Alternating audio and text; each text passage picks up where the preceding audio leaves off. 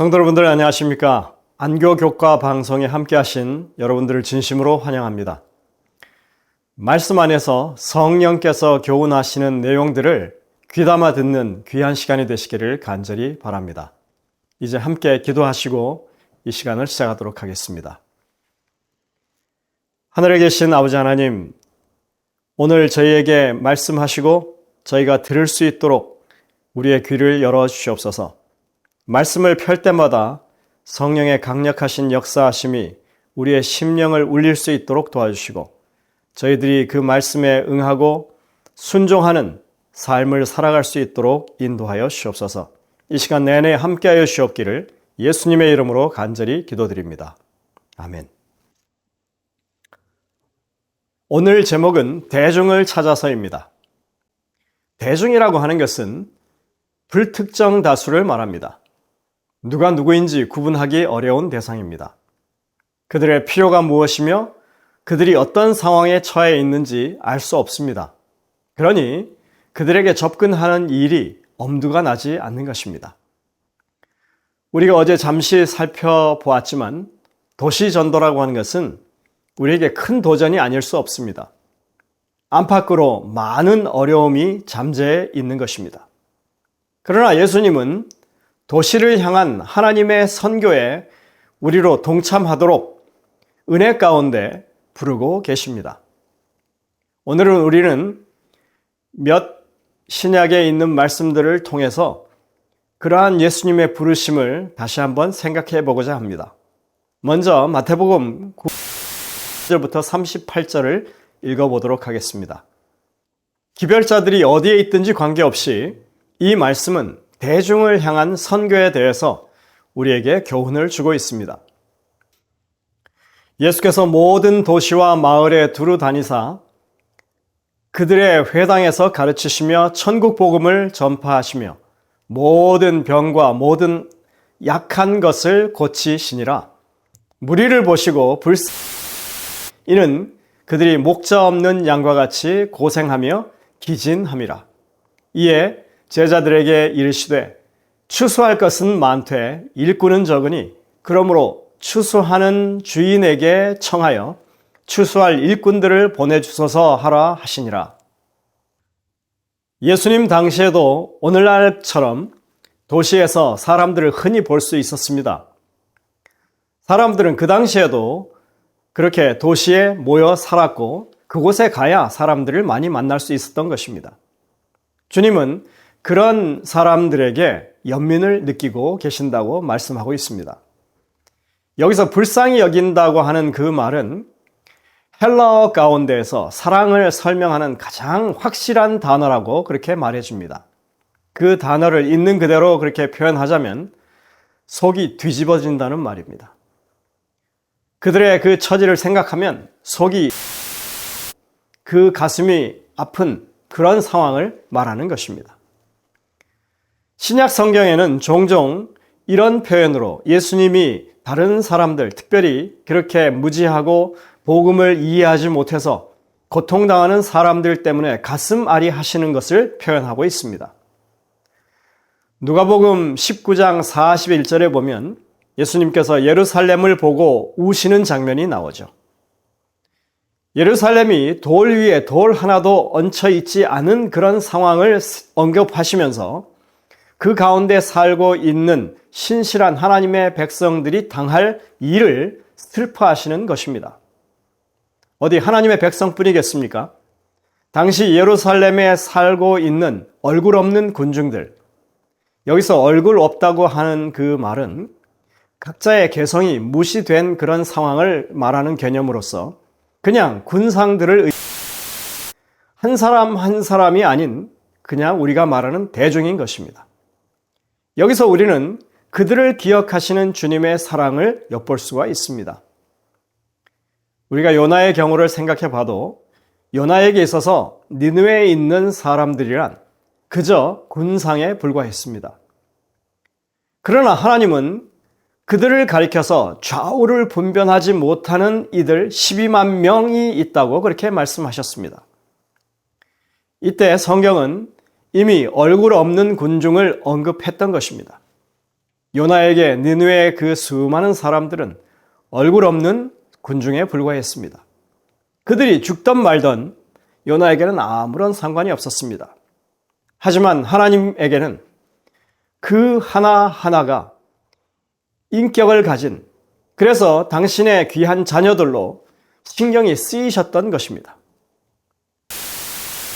우리가 지금 읽은 본문 가운데 무리를 보시고 불쌍히 여기시니 이는 그들이 목자 없는 양과 같이 고생하며 기진함이라 하는 이 말씀 가운데서 우리는 이렇게 우리가 쉽게 무시하는 그런 군중들을 주님께서 얼마나 귀하게 여기시는지를 살펴볼 수 있는 것입니다. 우리는 이러한 하나님의 사랑의 깊이를 결코 다 이해하지는 못할 것입니다. 추수할 것은 많은데 일꾼이 적다는 말씀이 이런 상황을 우리에게 분명하게 대변해주고 있습니다. 여러분들, 오늘날 우리 주변에 주님의 추수의 손길을 기다리는 이들이 많다는 사실을 우리는 다시 한번 가슴 깊이 새겨야 할 것입니다. 얼마나 자주 우리는 요나와 같은 생각을 하고 살아가는지 모릅니다. 선교를 인간 손에 달린 일로, 인간의 판단으로 그렇게 생각하는 것입니다. 하나님, 저 시키는 대로 다 했습니다. 하지만 저들이 그런다고 진짜로 회개했을까요? 그들이 변할까요?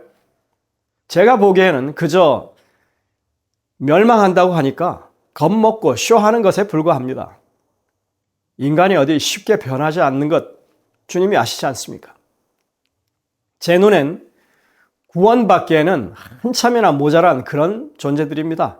그러니 이제 제게 주신 기별대로 이 성에 불벼락을 내려서 빨리 멸망시키시죠 하는 이런 태도가 요나의 태도였습니다. 우리는 이런 요나의 태도에 비해서 하나님께서 얼마나 큰 사랑을 가지고 그 죽을 운명에 처해 있던 그 군상들을 구원하고자 열망하시는지 우리는 다시 한번 생각해야 하는 것입니다. 인간의 일이 아니라 하나님의 일입니다. 하나님께서 준비하셨고 하나님께서 운영하시고 하나님께서 결국은 그 일을 이루실 것입니다. 주님께서 그들 한 사람 한 사람에게 어떤 섭리를 베풀어 오셨는지 우리는 결코 다 이해할 수 없습니다. 그들이 추수할 상황인지 아닌지 오직 주님만 아시는 것입니다. 그러니 우리는 주님의 말씀에 귀 기울여야 합니다. 그런 의미에서 마태복음 9장 38절을 통해서 예수님은 우리의 동기와 마음이 주님과 같이 될 수 있도록 추수할 일꾼을 보내달라고 주인에게 기도하라고 지금 간청하십니다. 우리 눈에 아직 추수할 때가 아니라고 하는 그 때가 바로 주님께서 보시기에 추수할 때라고 하는 사실을 우리는 분명하게 인정해야 할 것입니다. 다음 성경절은 마태복음 4장 23절부터 25절에 나오는 말씀입니다. 함께 봉독하시겠습니다. 예수께서 온 갈릴리에 두루 다니사 그들의 회당에서 가르치시며 천국 복음을 전파하시며 백성 중에 모든 병과 모든 약한 것을 고치시니 그의 소문이 온 수리아에 퍼진지라. 사람들이 모든 앓는 자 곧 각종 병에 걸려서 고통당하는 자 귀신 들린 자 간질하는 자 중풍병자들을 데려오니 그들을 고치시더라. 갈릴리와 데가볼리와 예루살렘과 유대와 요단강 건너편에서 수많은 무리가 따르니라. 여러분 보시면 예수님이 봉사를 하시는 그때 사람들이 어느 지역으로부터 왔다고 되어 있습니까? 마태복음 4장 25절에 열거된 그 도시들을 잠깐 살펴보시기 바랍니다.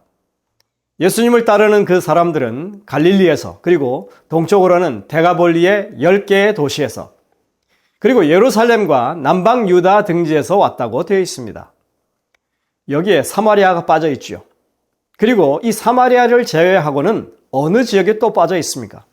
그것은 지중해에 닿아 있는 갈릴리 북서쪽 페니키아 지방의 두로와 시돈입니다. 바로 수리아 지역이었습니다. 그런데 그곳까지 이미 예수님의 소문이 퍼져 있었지만 아직 예수님을 찾아온 무리가 그 중에는 없었다고 지금 말하고 있는 것입니다. 우리는 이번 주에 이 기억절에서 말하는 것처럼 예수님이 왜 그쪽으로 가셨는지, 왜 제자들을 데리고 두로와 시돈 지역으로 가셨는지를 이제 이해하게 되는 것입니다. 아직껏 주님을 찾아오지 못한 그 지역 사람들을 만나러 주님은 직접 그곳으로 찾아간 것입니다. 우리가 성경을 통해서 이 구원의 경륜을 베푸시는 하나님의 원칙을 하나 발견할 수 있는데 그것은 구원의 대상을 향해서 찾아가시는 하나님의 모습입니다. 아담을 찾아가시고 이스라엘 백성들을 찾아가시고 그리고 정말 희망 없이 이제 거의 절망에 빠져 있는 유대인들을 이 땅으로 찾아오시는 주님의 모습을 우리가 볼 수 있는 것입니다. 때로는 우리가 선교를 위해서 먼 곳, 알지 못하는 것으로 찾아가는 일이 두렵고 힘든 도전이 될 수 있습니다. 그러나 그러한 발걸음에 하나님의 역사하심이 함께 하신다고 하는 것을 우리는 분명히 알아야 할 것입니다. 오늘 영감의 교훈에 보면 이렇게 말합니다. 선교사업, 특별히 국내외 선교사업에 성공이 약속되어 있다는 것입니다. 국내에서나 국외에서나 선교사업에 종사하기로 마음먹은 자들은 주님의 이름으로 전진하여야만 한다. 그들이 만일 은총과 능력을 얻기 위하여 하나님께 의논한다면 그들은 성공할 것이다. 하나님은 살아계시다. 그러므로 하나님께서 그가 누구이든지 또 어디에 있든지 간에 이기심 없는 헌신적인 일꾼 일하실 것이다. 그리스도인 선교봉사 258쪽에 있는 말씀입니다. 오늘 우리는 주님께서 얼굴 없는 대중들을 향해서 다가가시는 모습을 보았고 또 아직 찾아오지 아니한 그러나 반드시 구원받아야 할 대상인 이방인들을 향해서 먼 발길을 옮기시는 모습을 보았습니다. 우리 주변에 얼마나 많은 사람들이 지금도 생명의 복음을 필요로 하고 있는지 주님의 추수할 그 손길을 기다리고 있는지 알 수 없습니다. 여러분들 아무리 작더라도 할 수 있는 일을 하시는 여러분 되시기를 간절히 바랍니다. 기도하시겠습니다. 하늘에 계신 아버지 하나님, 오늘도 우리에게 주님이 선교의 모본을 보이시는 이 상황 가운데 우리가 해야 할 일들에 대하여 다시 한번 깨우치시고 마음에 새로운 결심을 할 수 있도록 인도하여 주시니 감사를 드립니다. 저희들이 망설이지 아니하고 주님의 명령에 따라 행동할 수 있는 그런 용기 있는 주의 사람들이 될 수 있도록 인도하여 주옵소서. 오늘날 많은 교회에서 참으로 이제 문을 열고 사람들을 찾아가는 그런 선교가 일어날 수 있도록 주님께서 역사하여 주셨기를 예수님의 이름으로 간절히 기도드립니다. 아멘.